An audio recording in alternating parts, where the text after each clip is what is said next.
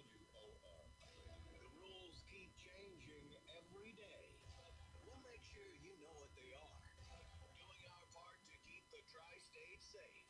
Welcome to the Jamesburg Presbyterian Church. Today is Wednesday, January the 12th, 2022. So nice to know that there are people watching on Facebook even now. Welcome. So nice to know that there are people watching on YouTube. If you're watching on YouTube, you might detect in the background a radio station. We are not playing the radio here. Apparently our new sound system is picking up some interference. We have some our techie people coming in on Friday to fix that problem once we figure out what the problem is. So today I wanted to go back to something I mentioned quite a while ago. That is a young magician whose lecture I attended. His name was Will Houston. Will Houston was from England. I was expecting an older guy. This guy turns out to be a pretty young guy, and he had written a book titled Out with the New and In with the Old. And the premise to the idea was that some of those older magic illusions had been discontinued because people were so used to them. But at this point in time, on the timeline, those old illusions would appear to be new because people haven't seen them for decades. And as a matter of fact, Will's idea too was that the new stuff that we replace the old stuff with has been seen so many times that it is what needs to be replaced. So out with the new, in with the old. I like the idea. I was going through boxes of some magic stuff that a friend of mine had and found this illusion here. It consists of a can. I'm going to show you that it is totally empty. It's turn it around for you. You can see it. It's just a metal tube. It's painted red and yellow. I'm not exactly sure how the yellow was painted on there. Maybe spray painted or dipped or something. I'm not real crazy about the painting. What I would probably do is replace this. Then it consists of, and this fits over a larger tube, which is narrower. I'll show you that one also. This is painted blue and I think white. Of course, the age of it looks as though it is actually silver at this point in time. And this all goes together. Of course, if you pick it up, there you have it, nothing. Okay, so this is one of those old illusions. I don't see them in the magic stores anymore. In fact, I tried to go online to see if I could buy a new set of this, and they don't have it. So I guess you can make it out of orange juice cans. It doesn't look to be that complicated.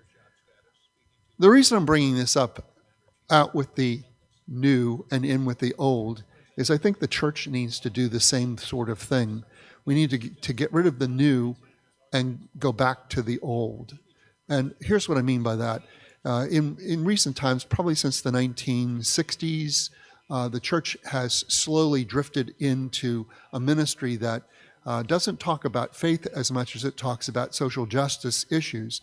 Don't get me wrong, I think social justice issues are important. They're very important. Making sure that we're standing up for equality, making sure we're standing up for justice is important. The problem is, as we drifted into the social justice stuff, we were focusing on social justice as for its own sake. We're doing social justice for the sake of doing social justice.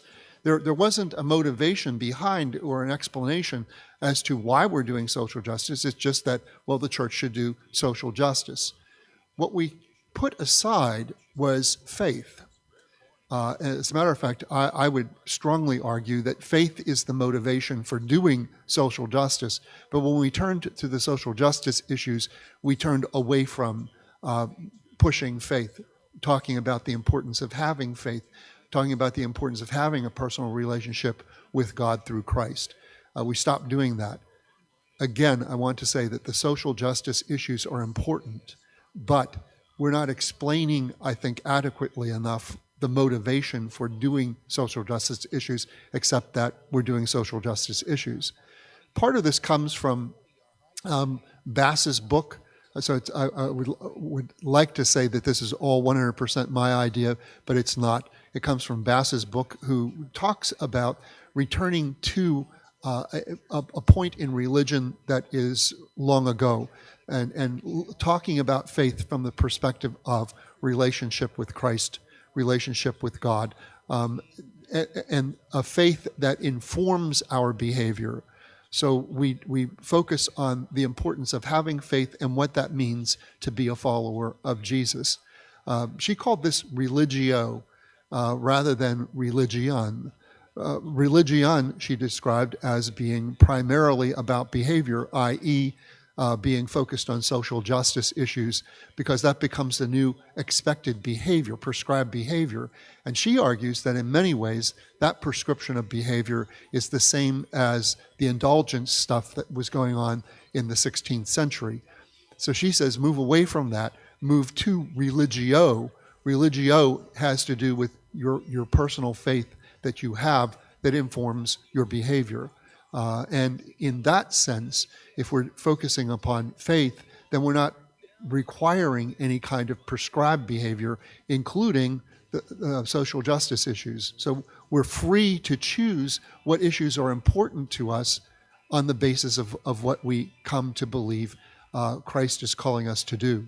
So in a church could specialize, for example, on women's issues to the exclusion of other things.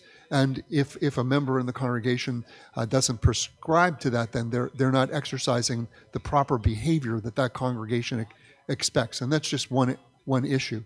Rather, what Bass was saying is that if we are living our lives by faith, we will be informed by that faith as to what best illustrates the ministry that comes from that faith. So maybe it's a wide range of issues that we would address, that we'd be concerned about, but not to the exclusion of another, because they all fit into faith.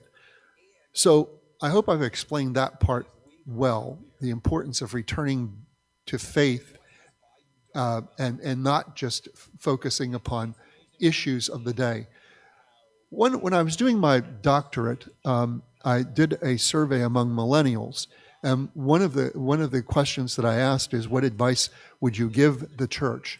And it was a kind of essay kind of question, and what I got was very surprising. Most people were saying that they wanted the church to be the church and not a social service agency. In some of my reading, I found that many churches have turned to giving out food, and that becomes what they're known for in the community. This church gives out food, but they're not known for faith issues, encouraging personal faith that informs the ministry of giving out food. So basically what I'm saying today is it's important to return to the old, out with the new, in with the old. So going back to this illusion, the toucan illusion, I think there's a bird called toucan, right? Okay, so this is the bird illusion. Oh no, puns. And again, showing you the toucan, see over there. Oh, okay. But the old illusions like this, I'll show you the bottom, nothing there. The old illusions can still surprise, out with the new, in with the old, because when I reach into the can, you see I'm pulling out a piece of a streamer of multicolors. The old can surprise just as the new can surprise us. The old is just something that we haven't seen in a while, and faith in the church is something that we have drifted away from in order to promote in ministries that are important, but ministries that are not informed by what we believe necessarily. Out with the new, in with the old. Thank you for tuning in today. I hope that you will think about your relationship with God through Christ and how that informs the way you live your life. I hope you'll think of that first and foremost in your journey in this world of ours. I will see you on Sunday, and next week we will continue with my favorite parables on Wednesday. We're going to take a look at the parable of the prodigal son, and then the final parable of that series will be the parable of the sower. And next week I will also have a really cool devotional. Two more left in before I retire. So stay tuned. Thank you very much. Bye now.